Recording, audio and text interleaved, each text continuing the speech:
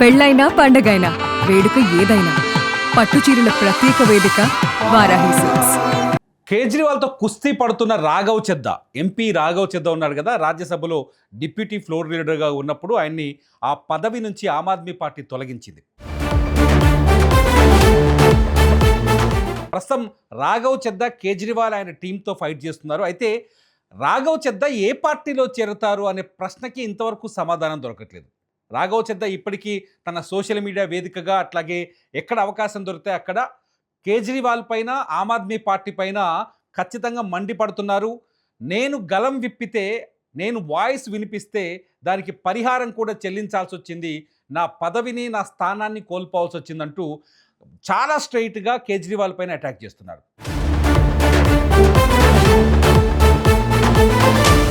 ఇటువంటి పరిస్థితుల్లో రాఘవ్ చెద్దాకి దేశవ్యాప్తంగా మద్దతు దక్కింది. రాఘవ్ చెద్దాకి దేశవ్యాప్తంగా జెన్జీ నుంచి చాలా పూర్తి సపోర్ట్ లభిస్తుంది. రాఘవ్ చెద్దా భవిష్యత్తు ప్రధానమంత్రి అంటూ కూడా చాలామంది కామెంట్ చేస్తున్నారు, రెగ్యులర్గా చూసే వార్తలే. ఇవాల్టి డెవలప్మెంట్ ఏంటి అంటే, ఇప్పుడు నేను చెప్పబోయే పాయింట్ ఏంటంటే, రాఘవ్ చెద్దా బీజేపీలో చేరబోతున్నారా? ఈ సందేహం కలుగుతోంది చాలా స్పష్టంగా. ఎందుకంటే బీజేపీ ప్రభుత్వం కానీ కేంద్ర ప్రభుత్వం కానీ రాఘవ్ చెద్దాని చాలా జాగ్రత్తగా చూసుకుంటుంది. రాఘవ్ చెద్దా ఎటువంటి కామెంట్స్ చేసినా, రాఘవ్ చెద్దా ఎటువంటి ఆరోపణలు చేసినా, రాఘవ్ చెద్దా పార్లమెంట్లో ఎటువంటి ప్రశ్నలు వేసినా బీజేపీ దానికి పాజిటివ్గా రియాక్ట్ అవుతోంది.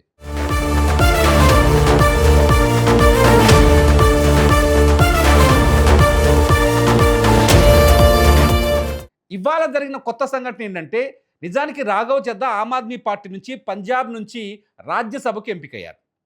రాఘవ్ చెద్దా పంజాబ్ నుంచి రాజ్యసభకు వచ్చిన సమయంలో రాఘవ్ చెద్దా పార్టీలో కీలక నేత కాబట్టి, పంజాబ్లో ఆప్ సర్కార్ ఉంది కాబట్టి పంజాబ్ గవర్నమెంట్ రాఘవ్ చెద్దాకి Z+ కేటగిరీ సెక్యూరిటీని ఇచ్చింది.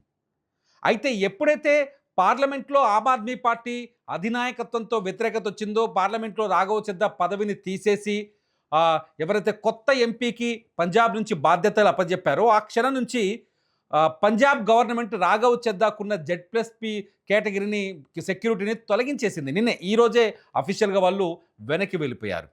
పంజాబ్ Z+ కేటగిరీ సెక్యూరిటీని తొలగించిన వెంటనే కేంద్ర ప్రభుత్వం రంగంలోకి దిగింది, మోదీ సర్కార్ రంగంలోకి దిగింది, రాఘవ్ చెద్దాకి Z కేటగిరీ సెక్యూరిటీని అరేంజ్ చేసింది.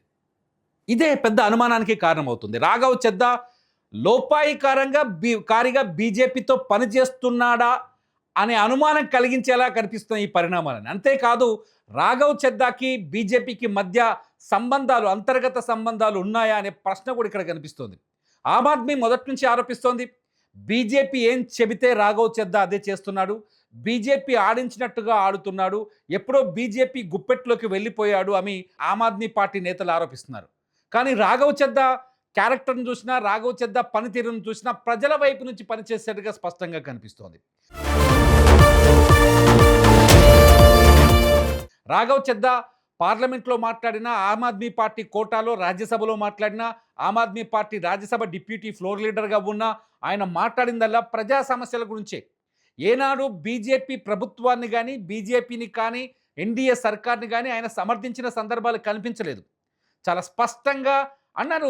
ఆమ్ ఆద్మీ అంటోంది సమోసాల గురించి మాట్లాడాను, కానీ సమోసా కూడా సమస్య సామాన్యుడికి. మొబైల్ రీఛార్జ్ పైన రాఘవ్ చెద్దా రాజ్యసభలో ఒక ప్రశ్న లేవనెత్తితే ప్రభుత్వం, ఎన్డీఏ ప్రభుత్వం దిగిరావాల్సి వచ్చింది. కేంద్ర టెలికాం శాఖ ఏదైతే ఇంటర్నెట్ వినియోగం లేని మొబైల్ వినియోగదారులు ఉంటారో, అంటే సాధారణంగా చిన్న ఫోన్లు వాడుతుంటారు అందరూ మన ఊళ్ళలో, ఆ చిన్న ఫోన్లు వాడే వాళ్ళకి కూడా ఇప్పటిదాకా ఈ కంపెనీలు, సెల్ ఫోన్ కంపెనీలు నెల ప్యాకేజీలో ఇంటర్నెట్ కలిపి ప్యాకేజీ నమ్మేటివి.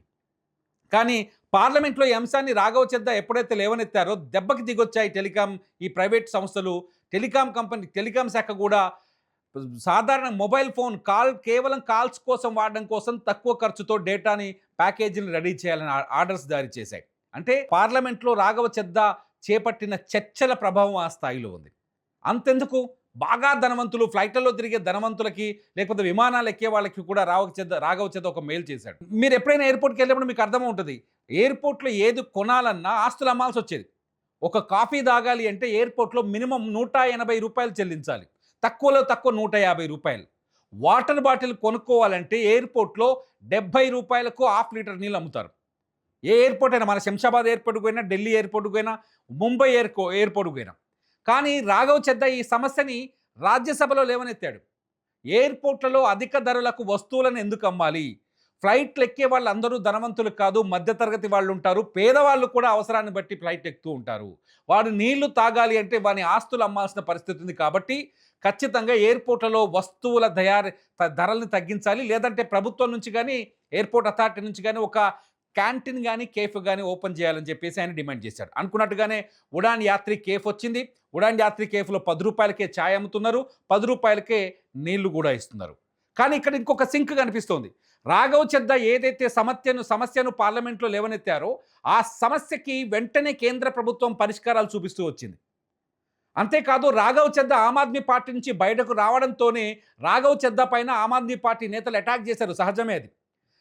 ఎప్పుడైతే వాళ్ళు అటాక్ చేయడం మొదలు పెట్టారో అప్పుడే ఢిల్లీ బీజేపీ నేతలు ఆయన్ని వెనకేసుకుంటూ వచ్చారు. రాఘవ్ చెద్దాకి పరోక్షంగా మద్దతు ఇస్తూ వస్తూనే ఉంది బీజేపీ ఎన్డీఏ ప్రభుత్వం. తాజాగా పంజాబ్ సబ్జెక్ట్లో కూడా అదే జరిగింది.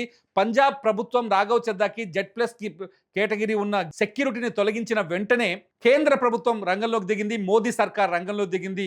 Z కేటగిరీ సెక్యూరిటీని కేటాయించింది. పారామిలిటరీ టీంను కూడా అరేంజ్ చేసింది. ఆయనకి భద్రత ఉందని. అంతేకాదు రాఘవ్ చెద్దా పైన దాడులు జరిగే అవకాశం ఉంది కాబట్టి ఆయనకి సెక్యూరిటీ కల్పించాల్సిన అవసరం ఉందంటూ కేంద్ర ఇంటెలిజెన్స్ హెచ్చరించిందని, ఇంటెలిజెన్స్ హెచ్చరికల నేపథ్యంలోనే ఆయనకు Z కేటగిరీ సెక్యూరిటీని ఇవ్వాల్సి వచ్చిందని కేంద్రం ప్రకటించింది. ఈ పరిణామాలన్నీ చూస్తుంటే రాఘవ్ చెద్దా బీజేపీతో అనుకూలంగా ఉన్నాడా, ఎన్డీఏలో చేరబోతున్నాడా, బీజేపీలో చేరబోతున్నాడా అనే ప్రశ్న ఇక్కడ తలెత్తుతోంది.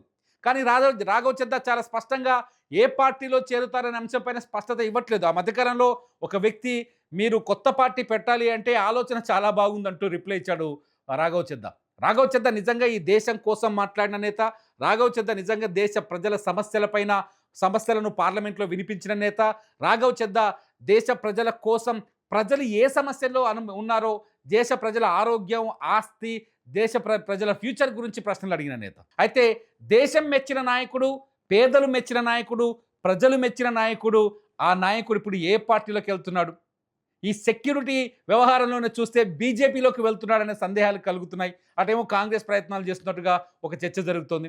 ఈ పరిస్థితుల్లో రాఘవ్ చెద్దా ఏం చేయబోతున్నాడు? మీరు ఏమనుకుంటారు? రాఘవ్ చెద్దా బీజేపీలో చేరితే బాగుంటుందా, కాంగ్రెస్లో చేరితే బాగుంటుందా? రాఘవ్ చెద్దా కొత్త పార్టీ పెడితే బాగుంటుందా?